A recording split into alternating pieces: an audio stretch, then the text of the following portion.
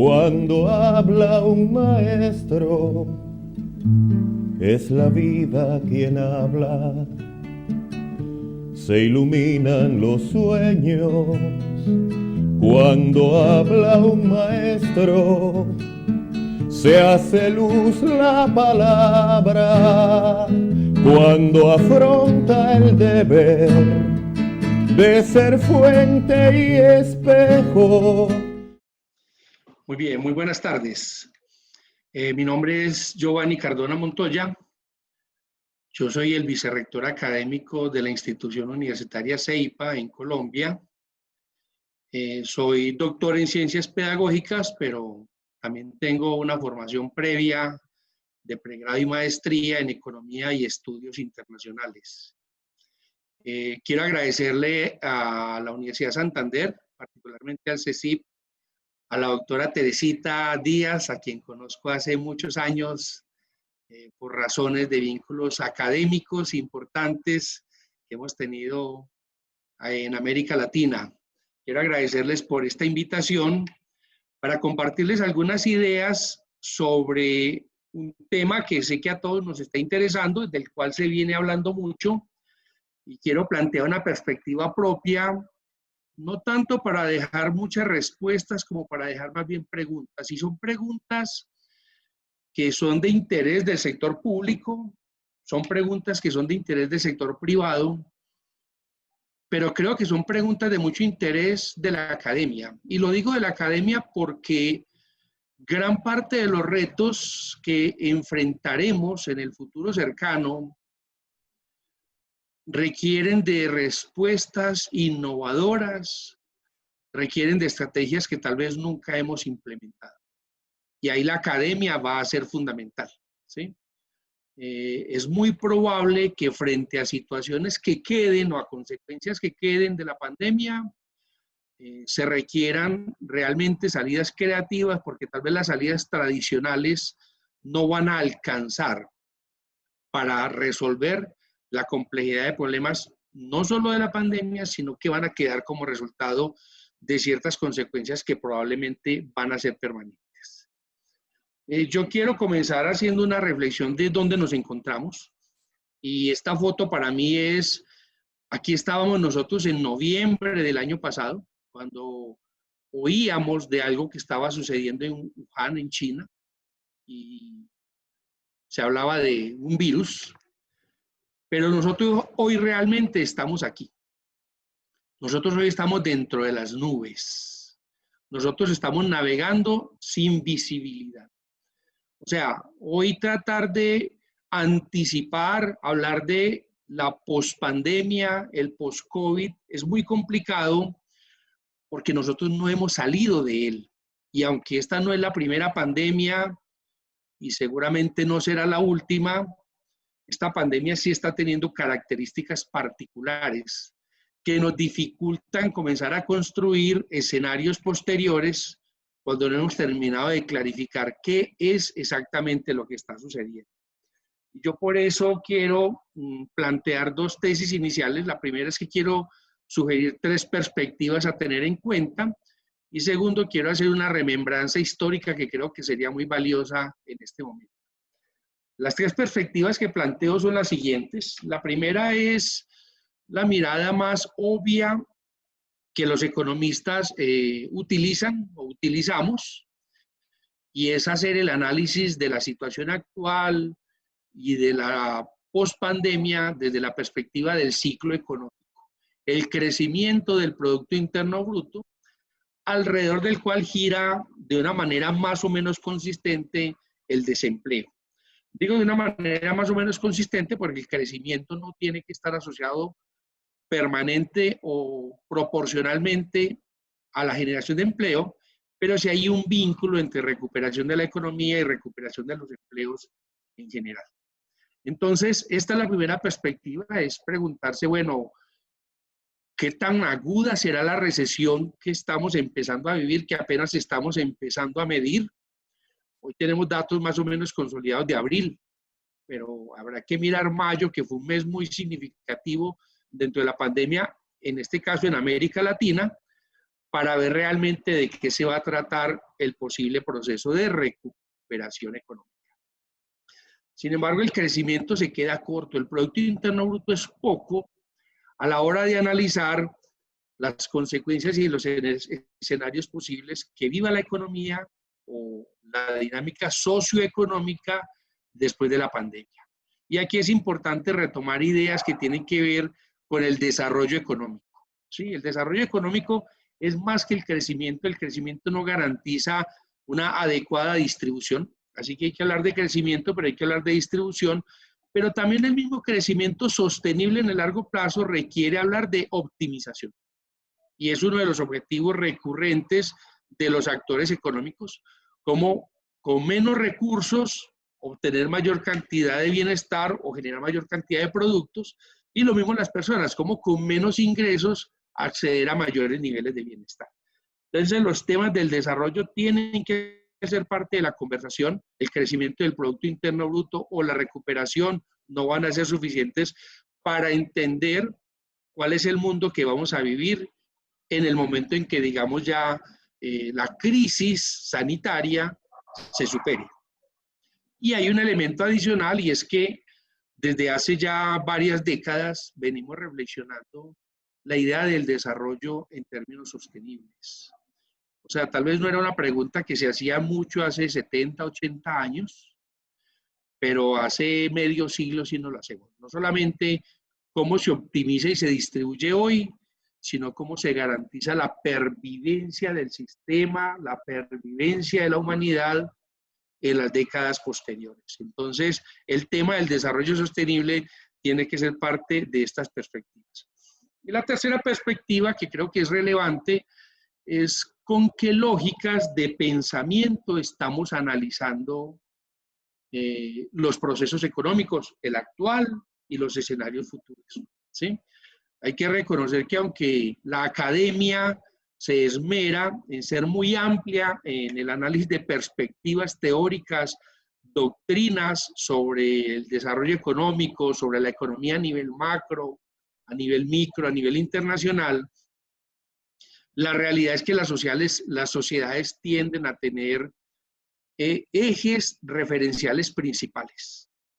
Pueden haber muchas, pero seguramente alguna está cumpliendo un rol director en los tomadores de política pública, en las decisiones empresariales e incluso en los grupos académicos puede haber una mayor preferencia. Pero hay un paquete significativo, incluso algunas que han perdido relevancia, pero yo creo que retomar a Malthus y a los neomalthusianos puede ser un tema interesante, no por la pandemia, sino por la realidad que venimos viviendo de calentamiento global, sobrepoblación, etcétera, que nos lleva a hacernos preguntas que tienen que ver con las que él se hizo hace ya 2 siglos, pero que tal vez adquieran vigencia por lo menos como preguntas en el tiempo presente. Y de otro lado, la pregunta para la academia nuevamente, sobre cuáles deben ser los nuevos nortes desde lo teórico, desde lo conceptual, desde lo metodológico, para entender y afrontar las realidades socioeconómicas. Tal vez las doctrinas existentes se estén quedando o se vayan a quedar cortas frente a las realidades. En ese contexto hago esta referencia histórica. Hace 76 años, por el mes de julio, se reunió la conferencia de Bretton Woods, solo un mes después del desembarco en Normandía, a un año de terminar la guerra. Digo a un año de terminar la guerra porque lo sabemos hoy, pero cuando ellos se reunieron no sabían cuándo terminaría la guerra. Y se sentaron a decir cuál debería ser el devenir político, económico, militar, especialmente económico, después de la guerra. Y es un poco lo que estamos tratando de hacer nosotros hoy, tratar de definir y de pensar cómo va a ser la sociedad y la economía después de la pandemia, pero con la misma incertidumbre que se tuvo en 1944, sin saber en qué momento podemos hablar que será un momento de recuperación. Entonces, en esa incertidumbre, en esa nube en la que nos encontramos, en esa nube en la que se encontraban en 1944, pues sí, nos toca a nosotros, a los tomadores de decisiones en lo público, a los empresarios y a nosotros, a los académicos, dotarnos de herramientas y de métodos para analizar y tratar de anticipar. En tanto podemos proponer estrategias como podemos tratar de anticipar situaciones que tal vez se vayan a vivir a partir de lecturas de variables críticas de desarrollo prospectivo. Sin embargo, hay una cosa interesante que pasó en Bretton Woods, y es que uno de los elementos claves de la conferencia, que duró todo el mes de julio, fue preguntarse por qué y cómo llegamos aquí. ¿Cómo fue que la humanidad llegó a 1939 y a la invasión de Polonia por parte de los alemanes? Esa fue la pregunta que ellos se hicieron primero. ¿Qué estaba pasando antes? Algo así como, ¿en qué nos equivocamos? Más o menos fue esa la reflexión, y efectivamente el mundo de la década de los 30, después de la Gran Depresión, había sufrido un cambio sustancial. Se presentó una especie de parcelación de la economía y del comercio mundial en tres grandes centros: el imperio francés, el imperio británico y las Américas, lideradas por Estados Unidos. Compartimentos estancos, guerras comerciales, era lo que caracterizaba al mundo antes de 1939, con otros elementos que tienen que ver, que explicarían en parte el ánimo revanchista de los alemanes entre la Primera y la Segunda Guerra Mundial. El caso es que tuvieron que hacer una reflexión de pasado antes de entrar a mirar cómo construir ese futuro que estuvieron delineando, primero en Bretton Woods, luego en San Francisco, con la Carta de San Francisco y la creación de la ONU, y en el 47 con la Carta de La Habana y la creación del Acuerdo General de Aranceles y Comercio, el GATT. Entonces, miremos nuestro pasado cercano. ¿Dónde estábamos en noviembre del año pasado, antes de que comenzara esta situación? Entonces, este gráfico del país, pero que es con los datos del Banco Mundial, si lo miramos hasta 2019, porque 2019 en adelante era el pronóstico, que ahora está totalmente transformado, lo que estamos viendo es que la economía mundial ya venía en una fase de desaceleración económica. O sea, el Producto Interno Bruto venía creciendo de una manera cada vez más desacelerada. Si miramos arriba, encontramos a China. China ya tiene 8 años, casi 10 años de desaceleración de su crecimiento y anda con un crecimiento cercano al 6%. Recordemos que China ha tenido años de crecimiento del 11, 12%. Pero los mercados emergentes en general venían en un crecimiento desacelerado ya por debajo del 4%. América Latina ya venía en un proceso de desaceleración durante el 2019. Estoy en Colombia. Colombia tuvo un desempeño relativamente favorable, un crecimiento cercano al 3%, y con una expectativa de continuar en el 2020, antes de la pandemia. Pero en general la región venía en una desaceleración, al igual que Europa, al igual que Norteamérica. Entonces, el mundo ya venía en un proceso de crecimiento cada vez más lento, y si hacemos una mirada más larga, podríamos decir que de la recesión, de la gran crisis del año 2009 a hoy, la economía mundial no ha encontrado una senda mínimamente sostenida de expansión económica. El crecimiento entre el año 2009 y el año 2019 ha sido un crecimiento lento, en algunos casos como Japón, un crecimiento cercano al 0 de manera continua, pero en general tasas de crecimiento relativamente bajas. O sea que de esa gran crisis cíclica del 2009 y la nueva crisis cíclica que comenzamos a vivir en 2020, no hubo una expansión económica como normalmente nos lo han mostrado otros ciclos económicos que podíamos haber visto décadas anteriores y durante 100 años. Pero además del crecimiento, yo quiero llamar la atención sobre 4 categorías variables fundamentales asociadas al desarrollo económico. O sea, lo que se vaya a venir no solamente está marcado porque las economías ya estaban en una fase de clara desaceleración, incluso recordando Alemania ya estaba dando visos de recesión económica, teniendo un trimestre de crecimiento negativo y otro de crecimiento de 0.4%.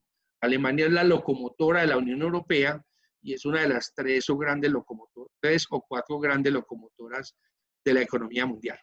Entonces, en términos de desarrollo, yo quiero llamar la atención sobre cuatro variables fundamentales y estructurales. La primera es esta. La primera es que creo que nos está haciendo falta hacer una valoración de peso del fenómeno demográfico. O sea, gran parte de los problemas de insuficiencia, incapacidad de respuesta que el planeta está viviendo en la actualidad, y esto puede tener una discusión sobre el modelo económico mismo, o la incapacidad de respuesta del mismo modelo, se debe a que en un siglo, en 100 años, la población se multiplicó por 5. O sea, jamás el planeta había tenido no solamente tanta población, sino que el crecimiento jamás se había dado de una manera tan acelerada. Entre 1900 y hoy, la población pasó de 1.500 millones de habitantes a 7.500, 7.600 que se estima que somos en la actualidad.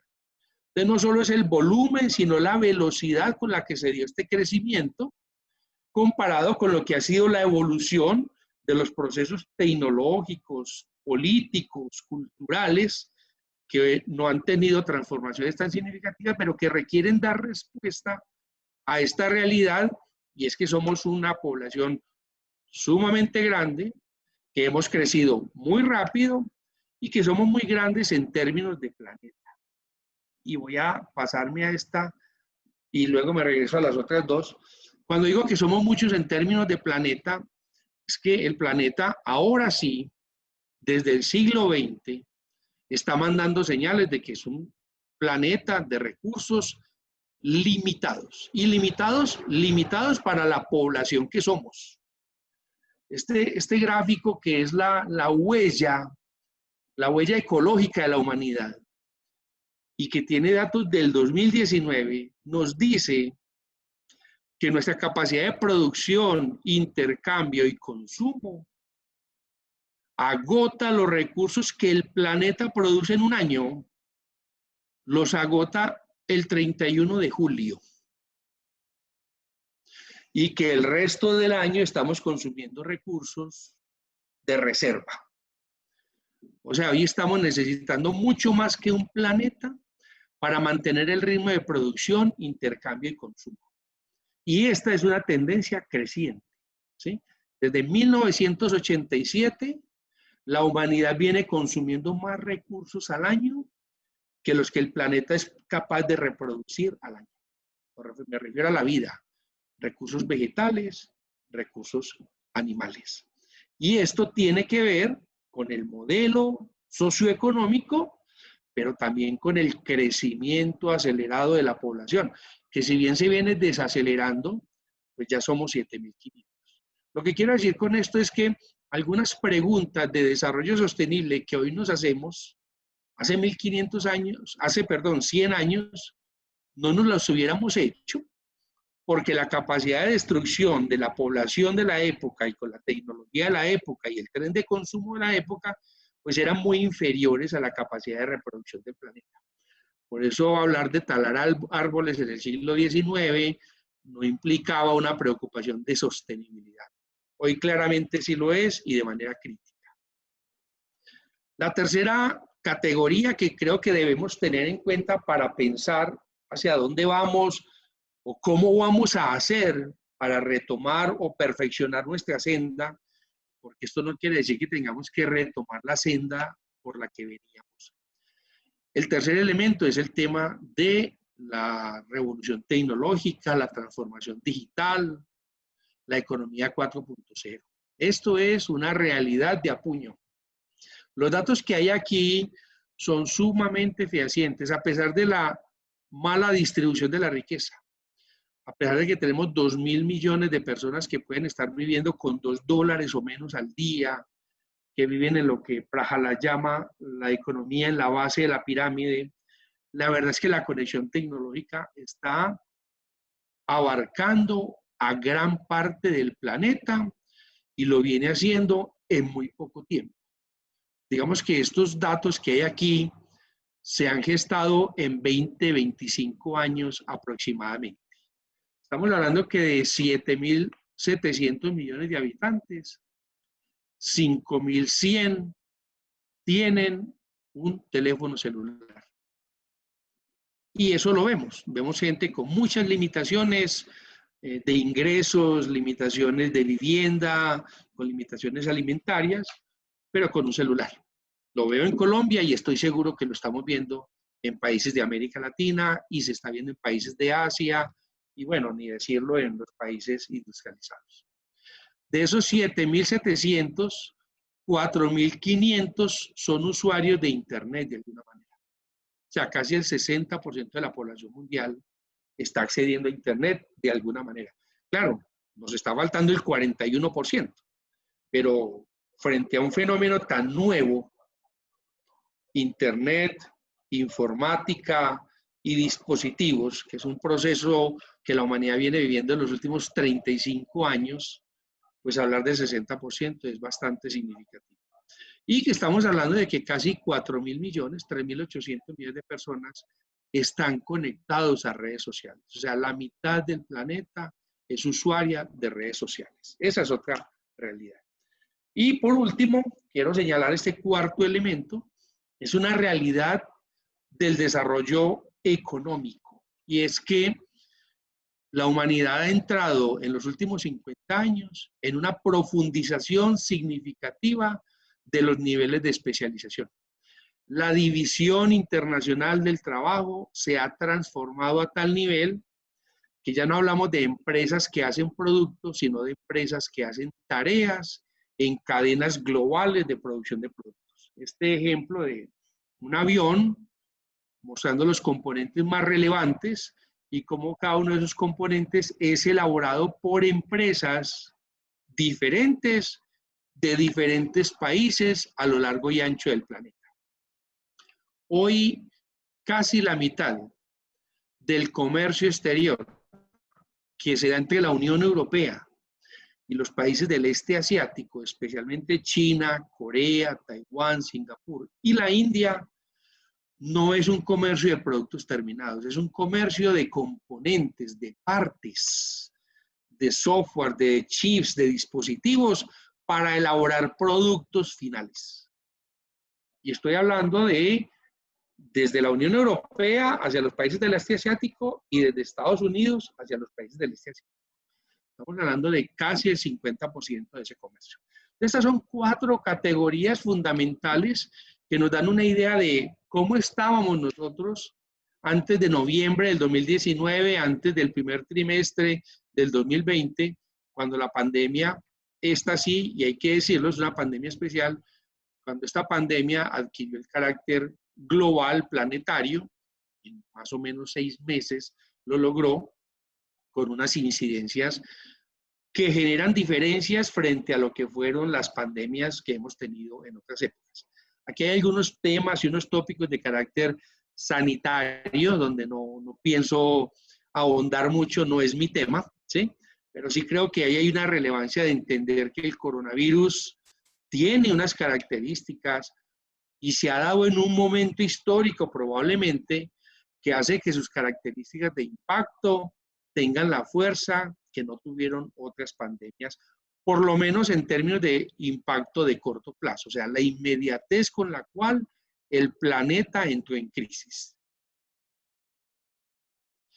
En materia de doctrinas, pues nosotros vivimos en un mundo que desde hace 3 décadas y un poco más, básicamente está guiado por 2 doctrinas, una doctrina más de carácter macroeconómico que es neoliberal, que tiene una perspectiva de un Estado pequeño, poco interventor de la economía, más bien un control sobre el sistema monetario, pero para garantizar que él opere libremente y se mueva bajo las reglas de la oferta y la demanda, y donde el Estado de pronto recurre a algunas herramientas monetarias, tasas de interés, compraventa de divisas, pero no más. El tema de un Estado incidente desde el gasto público, desde lo fiscal, a través de los impuestos y del gasto hacia la sociedad, ese no es el elemento central de la política macroeconómica y de desarrollo económico que hoy prima en la mayor parte del planeta. En términos de mesoeconomía y en términos de microeconomía y de economía territorial, la teoría de la ventaja competitiva sustituyó a la teoría de la ventaja comparativa después de 200 años o casi 200 años de hegemonía. Y la idea es que la generación de riqueza está basada en la ciencia, en la tecnología, la innovación, o sea, la agregación de valor, teóricamente es la clave del éxito de las empresas. Bueno, teóricamente no. En la práctica, excepto algunas industrias de algunos países que tienen monocultura de hidrocarburos o grandes minas de oro, por ejemplo, excepto algunos de estos casos, las grandes empresas, los grandes territorios exitosos de la economía en el presente son empresas de base tecnológica, son empresas que basan en el conocimiento el factor fundamental de su éxito. Hay otras teorías que caminan por acá, algunas que emergen frente a las realidades presentes, pero que todavía no tienen, digamos, el peso significativo. Entonces, hecha esa reflexión, quiero plantear un poco algunas preguntas y algunas ideas de respuesta, muy pocas, sobre lo que se viene. Lo primero en materia del ciclo económico es que podríamos movernos inicialmente alrededor de estas tres hipótesis, y es que si el ciclo va a tener una forma de V, de una U o de una W, ¿sí? Y es básicamente esto. La primera hipótesis, que sería la más optimista y hoy la menos probable. Esta es la hipótesis que tal vez primó en marzo, cuando algunos pensaban llegaremos al pico de contagio, comenzaremos a abrir y arrancaremos la recuperación económica. La metáfora es, la economía tiene un gran bajón, y sí lo estuvo, o lo está teniendo, porque todavía no hemos medido mayo, no hemos medido junio. Estoy hablando de América Latina, febrero, marzo, abril, mayo, pero sería una gran caída y luego vendría la recuperación. Y algunos apostaban por esta perspectiva, como que caíamos, se superaba la crisis, ya fuera por vacuna, ya fuera porque el virus se volviera estacional, ya fuera porque comenzamos a convivir con él sin mayores preocupaciones, porque se confirmara que su nivel de letalidad era muy bajo, etcétera, ¿sí? Y entonces arrancaría la recuperación. Y la recuperación podría ser rápida y fuerte, en tanto las razones de la crisis económica no fueron económicas. Si bien la economía venía de una clara desaceleración, y eso juega en contra de la recuperación, porque ya daba indicios de agotamiento tanto en la demanda como en la misma capacidad de producción, de todas maneras la recuperación se podía pensar más positiva en términos de que los negocios, muchos que tuvieron que cerrar, lo hicieron por razones ajenos y tal vez muchos de ellos podían reiniciar labores rápidamente. Ese escenario, digamos que no se ve muy probable. Un escenario probable es el segundo, y es que estemos empezando a tocar fondo, el ciclo económico nos esté llevando a la recesión, nos mantengamos en la recesión durante meses, y en la medida que se van resolviendo los problemas sanitarios, entonces comenzaría una recuperación, tal vez el próximo año, ¿sí? Esto está atado a la posibilidad de una vacuna. La vacuna, la existencia de la vacuna es un elemento clave porque los inversionistas toman decisiones sobre la certidumbre. Entonces puede que la vacuna apenas se descubra, pero saber que ya existe y pronosticar en cuánto tiempo comenzaría su uso masivo, etcétera, pues entonces daría pie a que los inversionistas comenzaran a tomar decisiones frente a las empresas, decisiones de expandir su producción, reiniciar su producción, etcétera. Entonces ahí estaría esa probabilidad, pero vuelve y juega, estamos dentro de la nube, no sabemos. Si ustedes miran los medios tradicionales que todos vemos, todos los días hay una información sobre cuándo habrá vacuna. Desde la información que dice que la tienen a semanas o que ya existe, la que estima que es a final de año y la que estima que es el próximo año. Entonces no sabemos nada frente a ese tema, ¿sí? Que estos ciclos, o sea, que la caída sea fuerte, que la recuperación sea más rápida, que la caída sea menos dolorosa, depende de cierto tipo de decisiones. Y aquí, neoliberales o no neoliberales, todos están de acuerdo en que el Estado ha tenido y tiene que jugar un papel fundamental. Y es que el Estado ha tenido que salir a suplir parcial o totalmente la falta de inversión del sector privado y la contracción de consumo de las familias, que son los tres, digamos, componentes fundamentales de la demanda agregada. El consumo de las familias, que es el más grande generalmente, la inversión empresarial y el gasto público. En este caso, los estados han tenido que exacerbar el gasto, superar límites de endeudamiento, incluso violando la regla fiscal o teniendo que cambiar la regla fiscal, etcétera, para poder menguar el daño. Y eso, pues lo hemos visto con diferentes medidas, unas muy efectivas, unas muy aceptadas, otras más discutibles en cada país. Digamos que cuando el gasto público va directamente a la familia, generalmente hay una aceptación social. Cuando el gasto se traslada al mercado a través de los bancos, etcétera, comienzan a aparecer las discrepancias generalmente alrededor de si son correctas o no, si son adecuadas o no, si van a ser eficientes o no lo van a ser, ¿sí? Entonces, transferencias a las familias, transferencias a las empresas también, se está subsidiando parte de la nómina, se están subsidiando servicios a las empresas con el ánimo de que ellas no despidan trabajadores, pensando que tal vez si la pandemia, su periodo crítico es de 3 o 4 meses, entonces luego se pueda continuar el proceso económico con los mismos trabajadores que las empresas tenían. Eso obviamente no ha sido así en todos los sectores, porque no todos los sectores tenían la misma capacidad de resistencia, porque no todas las empresas tienen las mismas características y porque no todos los estados lo hicieron en igual magnitud de esfuerzo.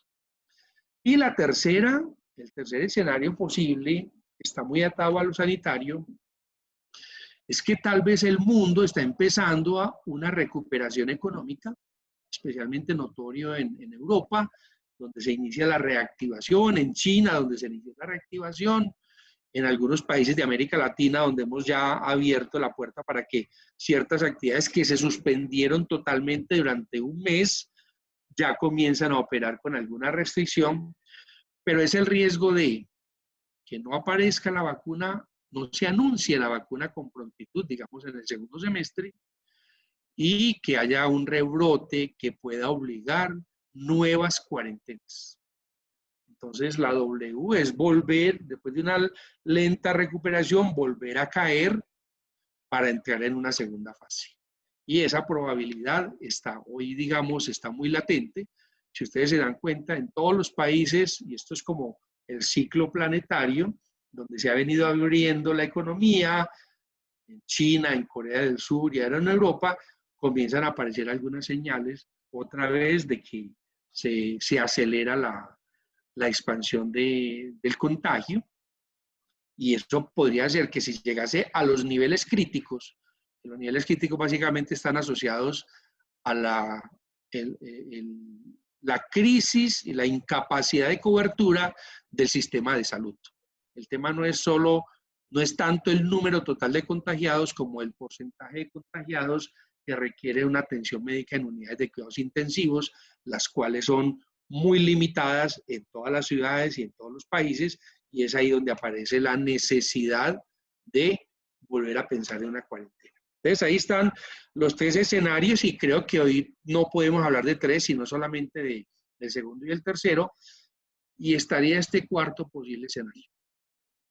Y es que tal vez la pandemia sea más compleja, y yo lo planteo no con ánimo alarmista, sino para señalar que como estamos dentro de la nube y apenas estamos entendiendo plenamente al virus, estamos viendo la capacidad de respuesta sanitaria y económica, entonces no tenemos suficientes claridades.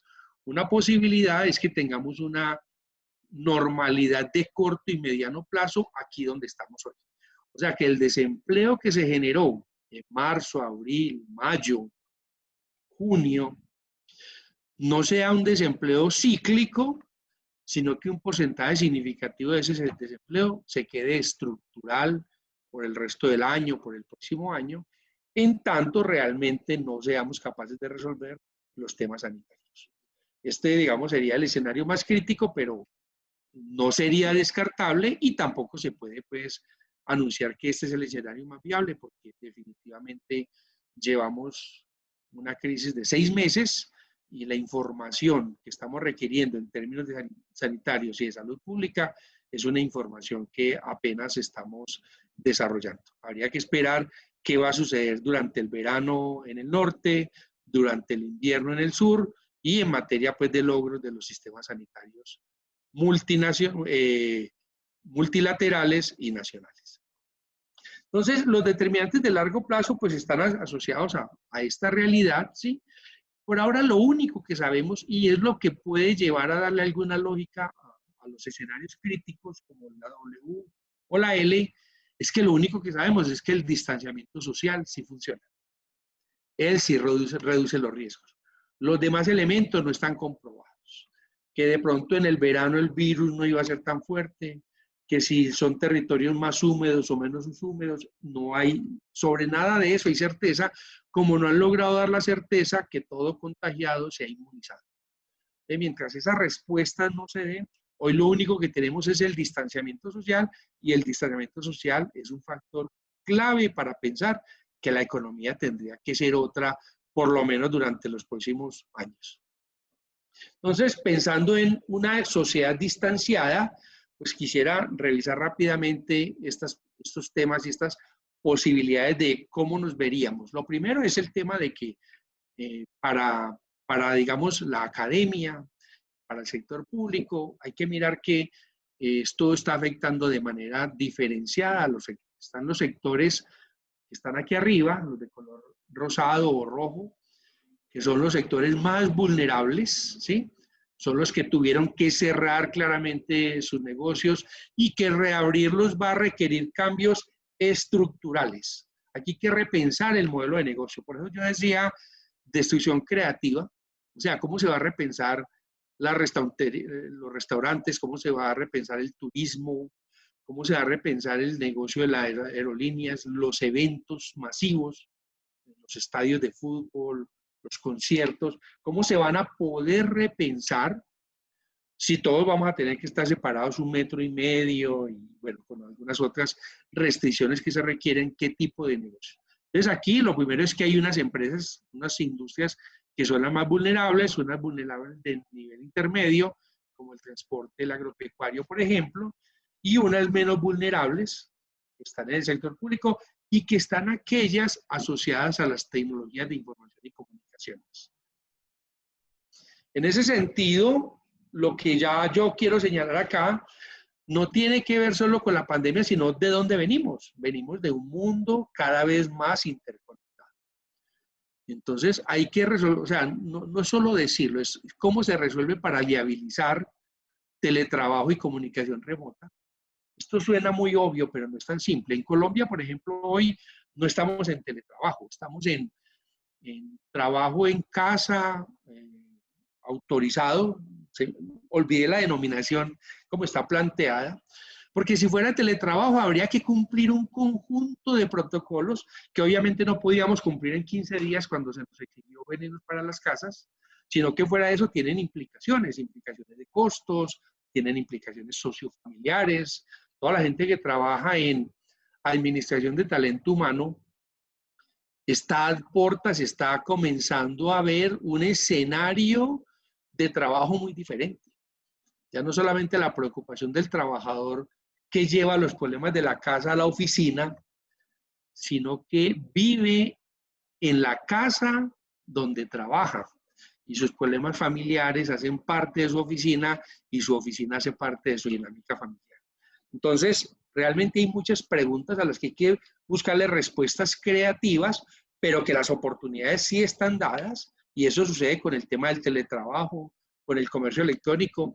En Colombia, para anécdota bueno, una triste anécdota muy seguramente de los demás asistentes que estén aquí de América Latina, se aprobaron 3 días sin el cobro del impuesto al consumo, sin el cobro del IVA.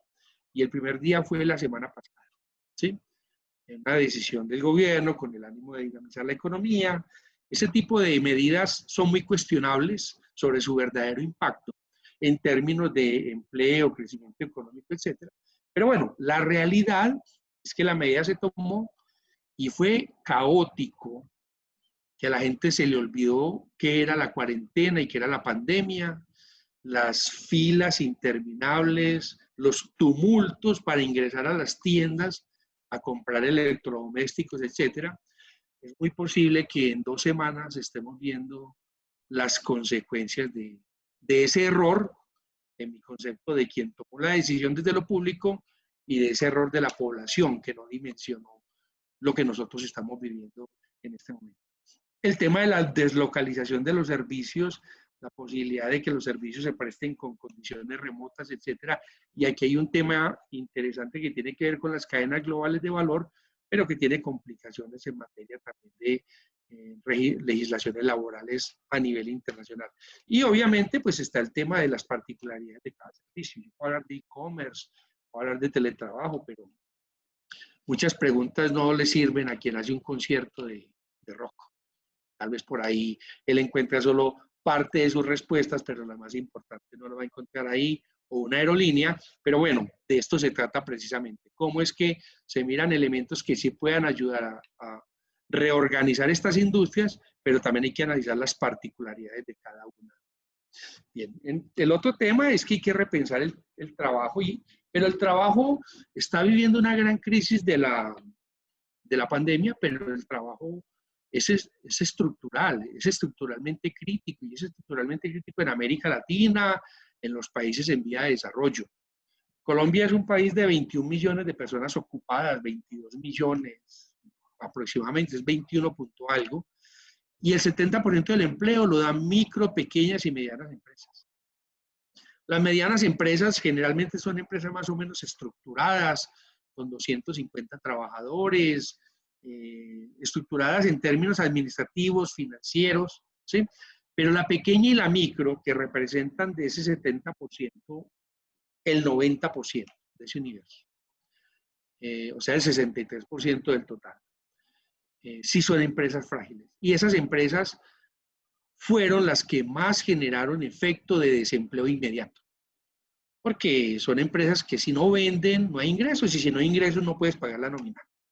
Y eso sucedió con muchos restaurantes, comercio al detal, que no tienen una solvencia financiera, un respaldo que les permita manejar, digamos, la situación durante un tiempo de crisis. Entonces, muchas de ellas tuvieron que reaccionar a los 15 días, al mes, a los 2 meses. Fuera de eso, hay un gran paquete de empleo informal, de esos 21 millones, 12 millones son informales, son personas que no tienen acceso a la seguridad social, o sea, que no tienen, no están haciendo un aporte al sistema de salud y no están haciendo un ahorro pensional. Frente a esta realidad, pues todos los países tomamos más o menos medidas en materia de llevar alimentos a los hogares menos favorecidos, con el ánimo de que la gente no saliera de sus casas. Ese es un sistema que funcionó, pero en muchas partes pues, no hubo cobertura suficiente o adecuada. Se le dio subsidio a empresas para, por ejemplo, en Colombia a mitad de año se recibe lo que se llama la prima, que es medio salario, es una quincena, y entonces el gobierno dijo, yo lo voy a subsidiar la prima de todos los que ganan el salario mínimo y hasta un poco más, hasta 1,5 salario mínimo. Entonces las empresas pagaron la prima porque contaron con ese apoyo del Estado. Si no, probablemente muchas de estas pequeñas y microempresas le hubieran dicho a sus trabajadores, para no echarte no te voy a pagar la prima. Y hubieran tenido que sacrificar parte del ingreso. Y ya el otro tema fundamental es una discusión que tiene que ver con el largo plazo, no solo con la pandemia, y es la renta mínima vital. Esto ya se viene discutiendo debido también a la transformación tecnológica, ¿sí? Si los robots van a reemplazar grandes masas de trabajadores, entonces, ¿cómo va a ser el tema de los ingresos a las familias, de esas masas de familias que pierdan sus empleos, de esos millones de familias que pierdan sus empleos? Esta es una discusión que se viene dando y que este virus ha revitalizado y que seguramente va a ser una discusión fundamental de largo plazo, ¿sí? Entonces aquí yo señalo un poco lo que acaba de contar y la preocupación es que se genera un círculo vicioso. O sea, el empleo de la MIPYME es frágil, se convierte en desempleo por la pandemia, los desempleados se van a la economía informal para sobrevivir, pero se corre el riesgo de que entonces nos mantengamos en un círculo vicioso de informalidad y desempleo si la economía no logra encontrar un rumbo rápido y sostenido de crecimiento. Y como acabamos de ver, no se ve probable que sea rápido y no hay garantías de que sea sostenido en el mediano plazo. Para resolver esto, y esta es la pregunta para el sector público, para las empresas y para la academia, tenemos que reconocer que tenemos unas estructuras público-gremiales muy débiles. O sea, los encuentros entre gremios empresariales, sindicalismo y sector público son relaciones frágiles, son relaciones fundamentalmente de confrontación. No son caprichosas, son las relaciones de la realidad que hemos venido construyendo. Pero resolver un problema de un desempleo estructural. Colombia es un país de un desempleo estructural del 10-11%. Es muy alto en América Latina. México es un país que con bajos ingresos, a pesar de los bajos ingresos, es un país que se aproxima al pleno empleo. Y América Latina tiene tasas de desempleo estructural del 6% y Colombia del 10%. Pero esta crisis puede llevarnos a duplicar el desempleo, no solo cíclico, sino estructural. Y por ende la salida requiere de nuevas formas de interacción social público-privado, ¿sí? Y eso requiere de reflexiones desde el ámbito de la sociología, la ciencia política, la filosofía, no solamente desde la economía o la administración. Hay un problema de fondo y es que si la solución va a estar asociada a las tecnologías, hay un alto porcentaje de población sin adecuada educación. Hay mucha gente que no accede a la educación superior, hay mucha gente que no termina la educación media, la educación básica. Estamos hablando de porcentajes elevados en América Latina, ¿sí?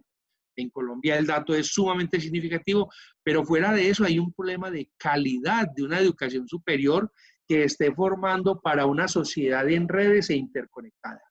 Entonces a veces encuentras que hay muchos, por decir algo, contadores, pero hay muchas empresas que necesitan contadores y dice que el contador que están recibiendo no da respuesta, no hace match con las necesidades de las empresas. Entonces, no solo es la cobertura misma, sino que estamos entendiendo por la calidad de educación de acuerdo a los retos prospectivos de la sociedad, que repito, se reavivan con la situación que estamos viviendo en este momento.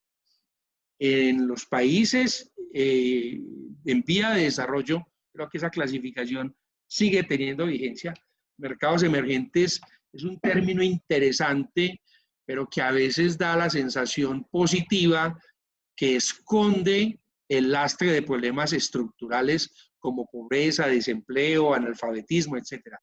Tenemos todavía industrias basadas en bajos costos y no en agregación de valor. Empresas que dependen, su rentabilidad depende de pagar salarios bajos. No depende de que su producto se diferencie en el mercado. Y eso sucede mucho en nuestras economías latinoamericanas en particular, pero africanas, asiáticas, es sumamente significativo, especialmente, digamos, sur y Asia Central. Y está el tema de los mercados laborales desconectados, porque la soberanía laboral es una variable crítica de la existencia del Estado, pero también conectados a través de la informalidad de las migraciones. Esas condiciones son necesario analizarlas, son necesario buscarles transformación en algunos casos para poder construir una propuesta nueva para una economía de una sociedad distanciada. Las tecnologías de información y comunicaciones van a marcar mucho la evolución. O sea, lo más seguro es que el e-commerce se va a disparar, el teletrabajo se va a disparar y habrán seguramente nuevos elementos asociados, porque recuerden que estas son tecnologías que mutan muy rápidamente. O sea, yo hoy puedo hablar de la nube o puedo hablar del smartphone, pero tal vez en 3 años tenga que hablar de otra dimensión tecnológica porque es algo que evoluciona sumamente rápido. Entonces, mayor conectividad, la capacidad de trabajar desde la casa, de subcontratar trabajo, ¿sí? Que lo puede hacer otra persona desde su casa, desde otro lugar o incluso desde otro país, y la necesidad de desarrollar en el sistema educativo competencias de desempeño global. Hoy para trabajar en este mundo interconectado se requieren ciertas competencias, no solo tecnológicas, competencias de interculturalidad para poder desempeñarse con cualquier empresa que va a tener clientes, socios o proveedores en cualquier lugar del planeta. Entonces, esto no es un dilema, estos son dos realidades, trabajar con las nuevas tecnologías y del otro lado, que las tecnologías trabajen en lugar de nosotros. O sea, destrucción de empleos por un lado, pero por otro lado, productividad del empleo gracias al uso de las tecnologías. Estas dos realidades son realidades con una vinculación dialéctica. O sea, entre la tecnología y el trabajo hay una unidad, entre la tecnología y el trabajo hay una contradicción. ¿Sí? ¿Cómo financiar estos cambios que se tienen que dar? Aquí hay un tema sumamente complejo. Podemos pensar en mercados supranacionales de trabajo, pero está la soberanía laboral. Estoy mirando las azules verticales, cómo ellas se encuentran y la una frena a la otra, pero las nuevas economías interconectadas requieren de la posibilidad de vincular trabajadores interconectados, pero de otro lado están las preguntas asociadas a la identidad nacional, al derecho soberano, a la preocupación del trabajador ciudadano, etc. Está el tema de cómo se va a financiar la supervivencia y el reentrenamiento de las personas que salen de un trabajo y mientras migran a otro, ¿sí? Eso en el modelo keynesiano lo resolvieron en Europa durante 30, 40 años con el subsidio de desempleo. ¿Esa será la respuesta o habrá que crear una nueva respuesta? Porque la supervivencia de las personas mientras consiguen trabajo o mientras se reentrenan para las nuevas economías, pues implica que tiene que haber unos costos fiscales y quién los va a asumir. Entonces ahí estoy mirando las dos horizontales rojas que se encuentran de manera contradictoria. Está un tema que es sumamente llamativo, pienso yo, es el tema de la flexibilidad laboral, la posibilidad de vincular y desvincular fácilmente, como sucede en algunos países, el caso de Estados Unidos, que te vinculan por horas, que vas a la entrevista y comienzas a trabajar por la tarde, contrario a sistemas como el colombiano, donde tu proceso de contratación puede durar semanas, y no me refiero a altos cargos directivos, sino a cargos medios, etcétera, donde el proceso de vinculación puede ser demorado y costoso, pero de otro lado está el temor de que la flexibilización implique la pérdida de beneficios laborales de los trabajadores, ¿cierto? Porque reclamarían que detrás de esta flexibilidad lo que hay es una intención del empresario de reducir costos. Esa contradicción dialéctica tiene que ser enfrentada en la construcción de soluciones nuevas que ya no servirían, en este caso, las soluciones tradicionales. Está el tema del costo laboral, o sea, lo que va a suceder en el corto plazo es que en la medida que resolvamos lo sanitario, vamos a contratar más trabajadores, pero con salarios más bajos. O sea, va a haber una reducción en la remuneración y esa ventaja que puede generarle a la empresa pagar menos salarios, esa ventaja se va a perder. ¿Y por qué se va a perder? Porque eso va a suceder en todo el planeta al mismo tiempo. Entonces, el beneficio unitario termina no siendo un beneficio sistémico. Entonces, este conjunto de contradicciones que estoy señalando acá son claves para las discusiones de construcciones de propuestas novedosas de cara a la pandemia y a lo que se ve venir. Yo voy a terminar con el último punto y es que quiero señalar una tesis, una idea más bien de reflexión sobre el desarrollo sostenible.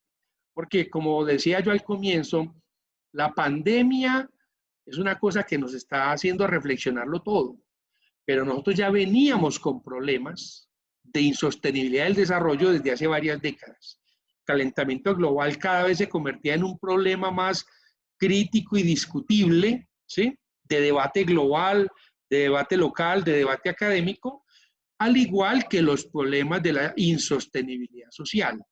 de tener grandes masas, millones de familias que viven bajo el umbral de la pobreza. Así la pobreza extrema se esté reduciendo, los niveles de pobreza siguen siendo muy elevados en todo el planeta. Y las poblaciones que tienen los niveles más bajos de ingresos, que vienen en esos umbrales de pobreza, son poblaciones además que por supervivencia tienden a contaminar también. Y en el caso de la pandemia, familias que no tenían la capacidad, no podían decir que se iban a encerrar en cuarentena en sus casas por el simple hecho de la necesidad de la supervivencia. Entonces, esta situación viene de antes, se exacerba con la crisis y me lleva a mí a plantear esta reflexión. Y es que venimos ya desde hace 3 décadas, 25 años tal vez, hablando de un desarrollo sostenible que se apalanque en un trípode, una triada, que es lograr la sostenibilidad de las empresas, pero empresas que generen sostenibilidad ambiental y sostenibilidad social. Ahora el elemento cuarto que aparece es que seamos capaces de garantizar la supervivencia de la especie humana. Yo el domingo publiqué en mi blog, en el periódico El Colombiano aquí de Medellín, donde yo vivo, y lanzaba esa pregunta, es decir, los muertos de la pandemia, ¿los vamos a volver estadística o vamos a ser capaces de repensar el modelo para poder asegurar la vida? Ya no solamente la sostenibilidad social, ya no solo la sostenibilidad ambiental, sino la vida misma, ¿sí? Este no es el único virus, todavía no podemos decir que es el que más personas mata, pero ha visibilizado la muerte. La contabilizamos diariamente. Y la pregunta es si frente a ello estamos pensando de manera estructural o solamente de manera coyuntural. Con esto doy cierre a mi presentación. Muchas gracias. Dejo de compartir la pantalla y voy a mirar si hay alguna pregunta de parte del público.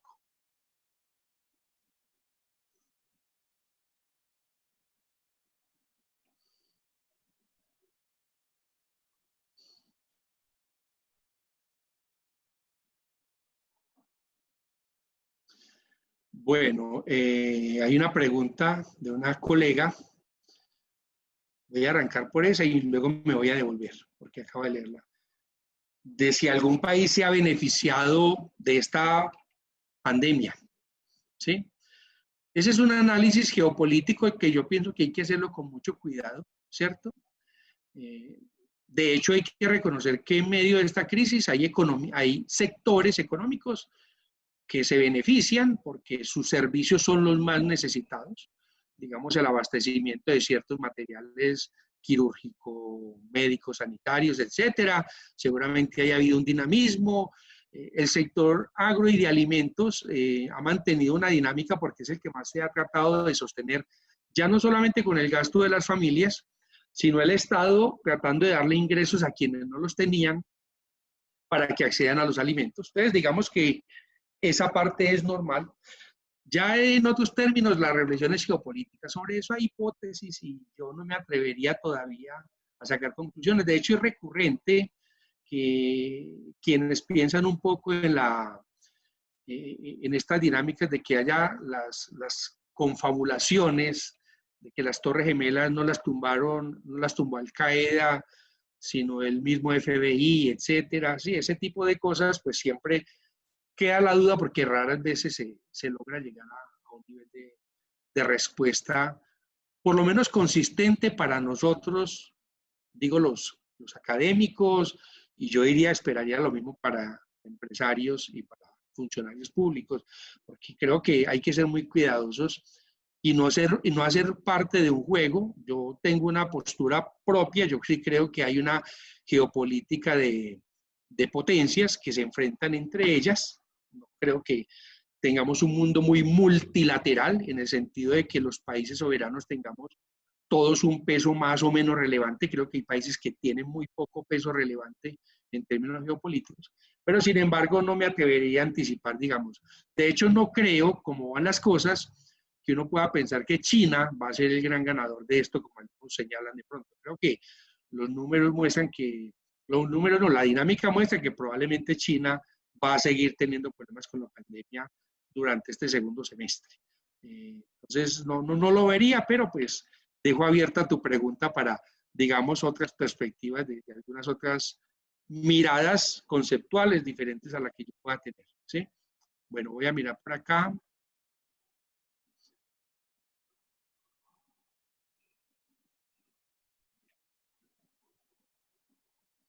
Bien, me gusta mucho esta pregunta. Con relación a los desafíos del COVID para las democracias y su sistema multilateral, ¿sería posible una reestructuración de las principales organizaciones internacionales? Ese es un tema crítico. El sistema multilateral fue más o menos funcional después de la Segunda Guerra Mundial. Incluso digamos que fue coherente con la Guerra Fría y con la necesidad de mantener los escenarios de diálogo entre dos potencias, la Unión Soviética y los Estados Unidos, el Pacto de Varsovia y la OTAN, ¿sí? Pero casi que desde la caída del muro de Berlín, este sistema primero multipolar, digamos, no multipolar, este sistema polar, perdón, ha perdido la capacidad de coherencia en términos de la gestión de las relaciones y de la estabilidad del sistema. Y lo segundo es que el multilateralismo se ha debilitado. O sea, el ataque de Estados Unidos a Irak fue claramente en contra del sistema multilateral. Y el sistema multilateral luego no fue capaz ni de retener, de detener, ni de sancionar. Sencillamente el hecho se quedó como un hecho dado. Y hay muchos elementos de decisión donde realmente no está primando el multilateralismo. Hoy la OMS está enfrentando una de sus peores tareas, uno de sus mayores retos, y se está tratando de debilitar su legitimidad, ¿cierto? Estados Unidos, Brasil comienzan a señalar la tesis de que la OMS no les da respuesta, pero es posible que lo que esté sucediendo es que haya una confrontación entre el organismo multilateral y las potencias. Yo creo, Daniel, que hacía esta pregunta, yo creo que ya hace rato urge la necesidad de una revisión del sistema multilateral. El problema es que si nos vamos al realismo, a la realpolitik, es muy difícil que potencias consolidadas como China, Estados Unidos y tal vez Rusia y Alemania permitan cambios significativos que permitan que se logre una transición de una relativa polaridad, bipolaridad, multipolaridad que estamos viviendo, o sea, Estados Unidos aquí, China acá, Rusia acá, ¿sí?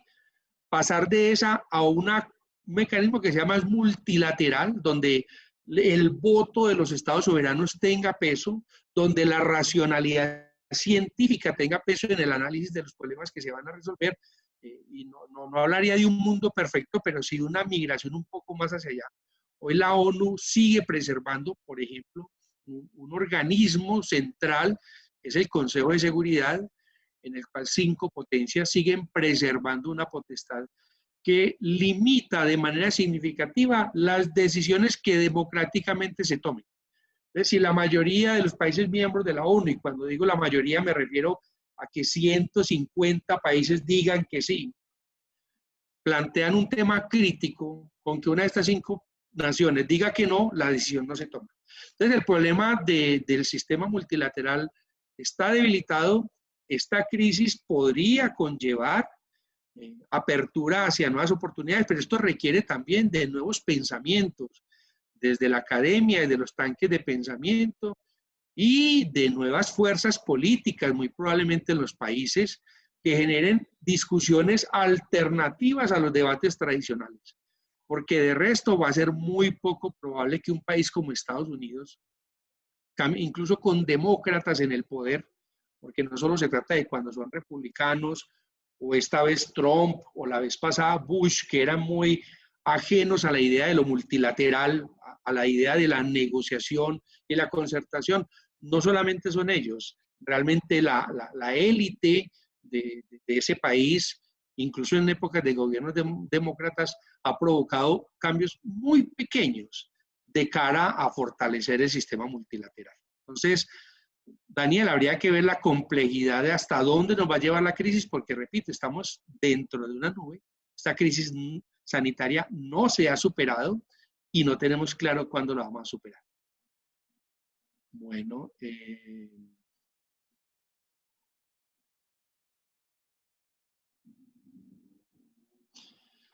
¿qué piensa de la transformación digital en las empresas? ¿Usted cree que aquellas que no invierten en las nuevas TIC pueden desaparecer del mercado? Yo creo que la tecnología, la digitalización vino para quedarse, se va a quedar y todos la vamos a apropiar. O sea, todos los sistemas vamos a transformarnos alrededor de esto. Esto ya venía sucediendo y esto va a ser, sí, digamos, la estocada final para empresas que realmente estén alejadas de esta realidad. O sea, pensemos en pequeños negocios de tiendas de barrio o kioscos, de restaurantes.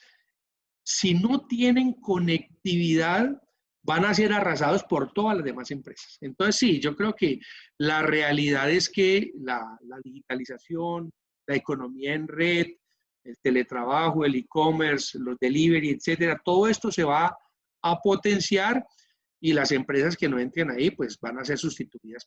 Esto yo sí creo que va a ser una realidad que ya venía dándose y que ahora se nota más. Y tenemos que decirlo, en la educación estábamos en mora de reconocer el potencial de las mediaciones tecnológicas dentro de los procesos formativos.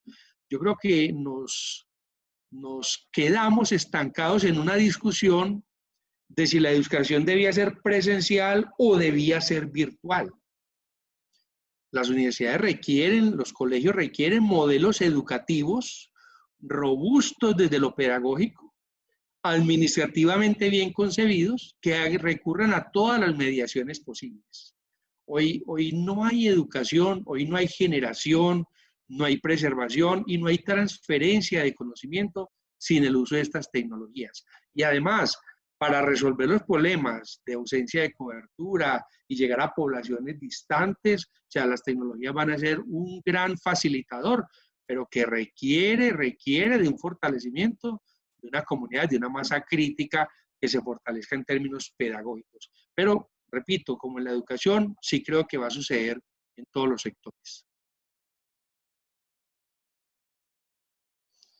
Bueno, muchas gracias. ¿Qué cambio inmediato debería existir desde la academia y la docencia para enfrentar esta realidad? ¿Cómo determinar qué contenido reforzar o incluir para formar alumnos sólidos y competentes para esta realidad emergente? Bueno, muchas gracias por esta pregunta.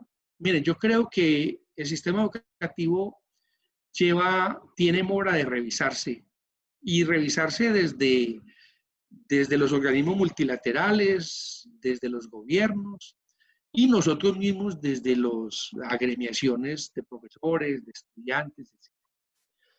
El concepto del contenido dentro de la educación es un concepto que requiere de una profunda revisión, ¿sí?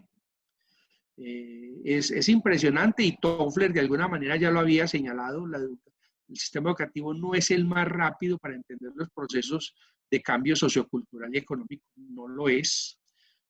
Bueno, es más lento que nosotros, es el Estado, pero la educación no lo es.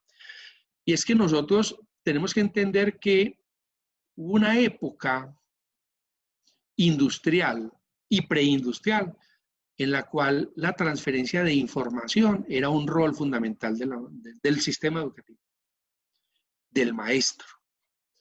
Eso ya no es así. Realmente transferir información no es tarea de maestros. El acceso a la información está ahí.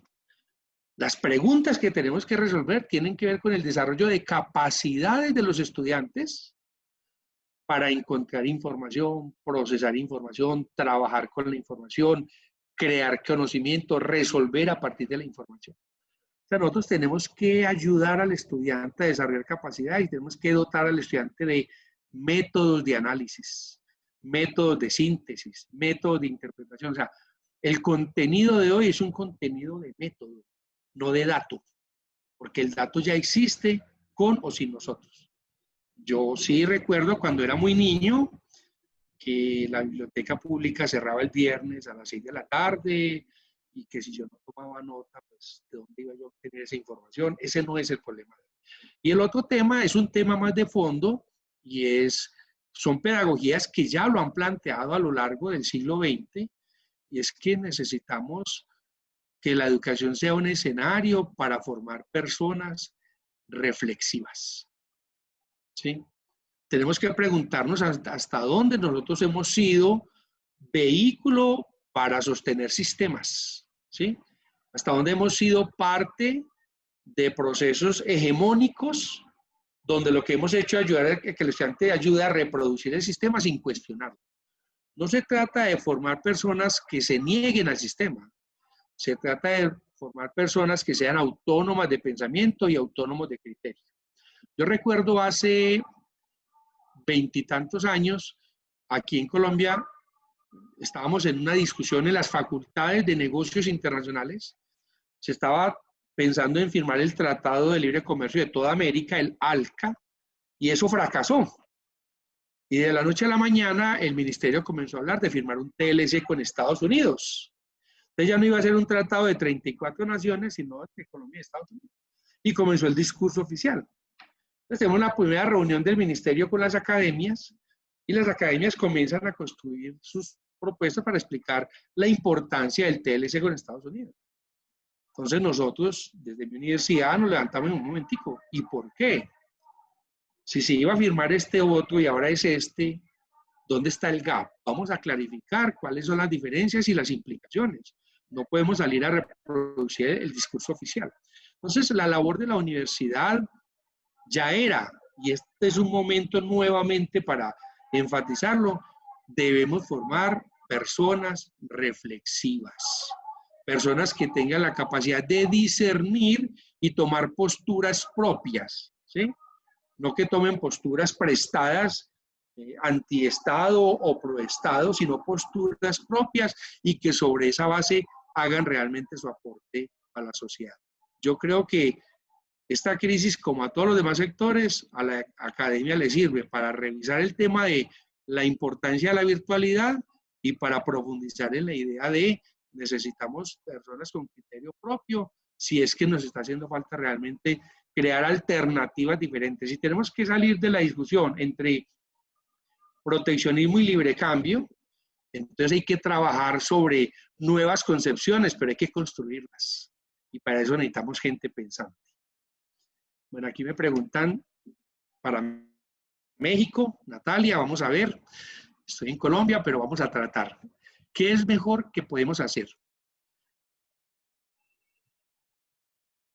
En algunos casos parecieran incontrolables. Yo como empleado, en estos momentos es recomendable tomar un crédito Infonavit, hay que hacer una cuenta de ahorro. Ok, Natalia, mira, no voy a contestar plenamente la pregunta porque no conozco el sistema mexicano, pero sí creo que yo quiero plantearte una postura propia, con la que yo he asumido como individuo, como miembro de familia, esta crisis. Yo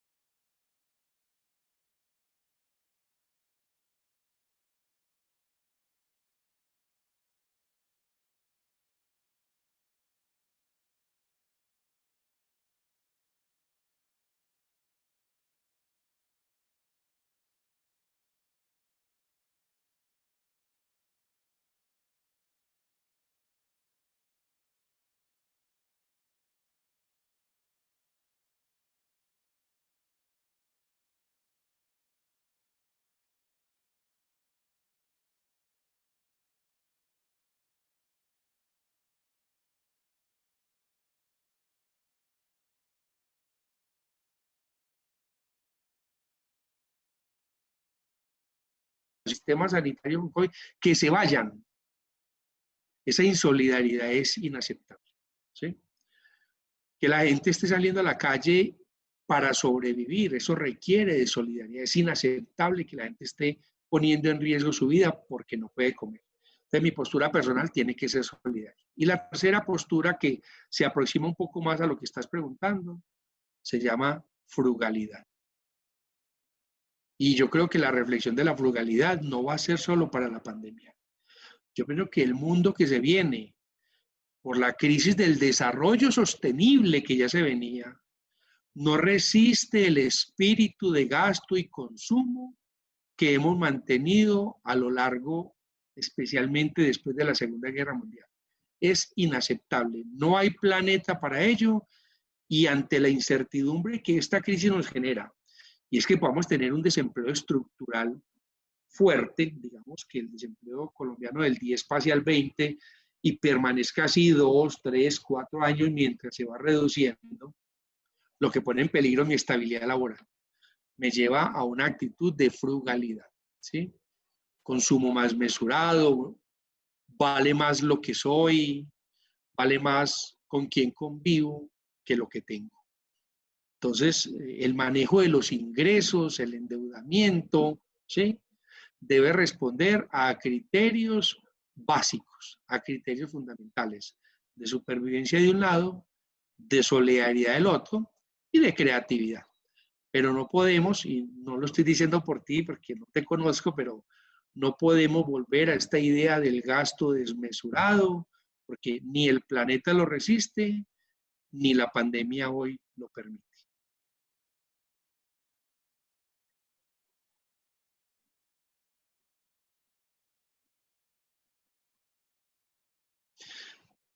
¿Considera usted que la base económica, forma de propiedad de nuestros sistemas socioeconómicos constituyen un freno a la salida inmediata a la crisis? Yo creo que ese es un debate muy valioso que va a revivir, ¿sí? El debate, incluso pensaría yo, entre doctrinas que han privilegiado el tema de la economía de mercado y la propiedad privada, doctrinas que han planteado una propiedad privada más regulada a través de Keynes, por ejemplo. Estoy hablando de teoría, no de política. Keynes, los estructuralistas, y seguramente los marxistas también van a encontrar aquí un caldo de cultivo para revivir discusiones teóricas sobre cómo la propiedad puede ser responsable de las pérdidas de bienestar, ¿sí? Yo creo que aquí esa discusión se va a dar, debe ser muy académica y profunda para no caer en lugares comunes, ¿sí? La fácil es culpar al mercado, etcétera. Pero yo sí creo que en este momento el sistema está viviendo algo que puede tener que ver con la agudización de sus contradicciones, como se diría desde el marxismo. Y es que si se hubieran tomado o se estuviesen tomando, como de pronto sí sucedió tal vez en Francia, en Alemania, medidas más fuertes para proteger las familias y los consumidores, es muy probable que el sistema salga fortalecido. Que en países donde no se tomaron medidas verdaderamente fuertes, donde no se hicieron esfuerzos fiscales significativos o no se están haciendo, y se está privilegiando proteger el sistema bancario, etcétera, el sistema como un todo se va a debilitar. Porque vamos a encontrar una economía de mercado con un mercado más deprimido, una L. Vamos a encontrar una L, ¿sí? En cambio, sistemas donde la transferencia de recursos ha sido fuerte, si se sale de esta pandemia el próximo año y comenzamos a tener una vida más normal, parecida a la normalidad anterior, aunque no va a ser igual, ¿sí? Esos mercados van a tener una recuperación más significativa. Porque la lógica aquí tiene que ver con la contradicción que les mostraba ahora de trabajar con la tecnología o que la tecnología trabaje para nosotros. Y es que un robot hace un carro, pero no lo compra. Esa frase no es mía, es de un libro que hace mucho tiempo leí, pero que me parece muy potente, ¿cierto? Entonces es lo mismo, o sea, si sostenemos el sistema, sosteniendo las instituciones bancarias, las grandes empresas, pero el desempleo se dispara y se hace estructural, pues entonces son mercados deprimidos de mediano y largo plazo. Una cosa muy diferente es que el desempleo crezca en el corto y rápidamente se recupere. Entonces yo sí creo que el sistema de una economía de mercado con una mayor o menor injerencia del Estado, va al final dar cuenta de quienes lograron tomar medidas más exitosas para la recuperación y el crecimiento que otras.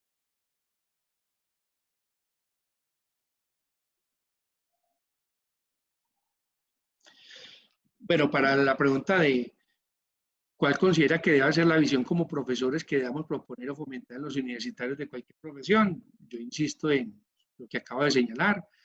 Hoy la educación es con tecnologías, hay que aprovecharlas al máximo, o sea, no hay que entrar en discusión con ellas, sino cómo volverlas parte del sistema para elevar la eficiencia de los procesos de generación, preservación y transferencia del conocimiento, y trabajar sobre la base de que formar universitarios es formar mayores de edad en la lógica kantiana, y que necesitamos es que desarrollen criterio propio, razonamiento fundamentado. Yo voy a tomar postura que personas como Bolsonaro o Trump cuestionen el calentamiento global, en mi concepto, apalancados en pseudociencia para defender esos intereses económicos. La universidad no se puede permitir eso. La universidad tiene que ser un escenario de la discusión del más alto nivel, abierto a todas las posiciones argumentadas que puedan existir. Y en ese sentido, los profesores de todas las áreas tenemos una responsabilidad. Puede que mi estudiante vaya a ser un biólogo, pero estoy ayudándolo a terminar de forjarse como ciudadano y como mayor de edad. Puede que mi estudiante sea un físico, un químico, y no un economista o un administrador de empresas, pero todos ellos se forjan como ciudadanos y les estamos ayudando a desarrollar esa mayoría de edad. Pensamiento crítico y autónomo es nuestra mayor responsabilidad.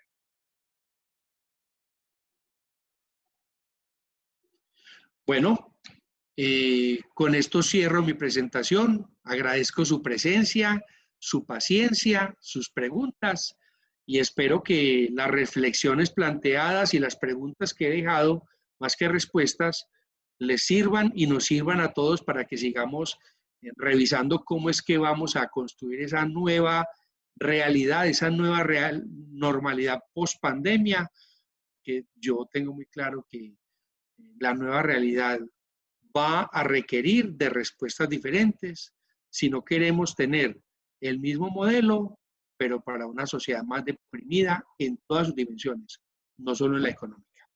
Muchas gracias y buenas tardes. Cuando habla un maestro, es la vida quien habla. Se iluminan los sueños cuando habla un maestro.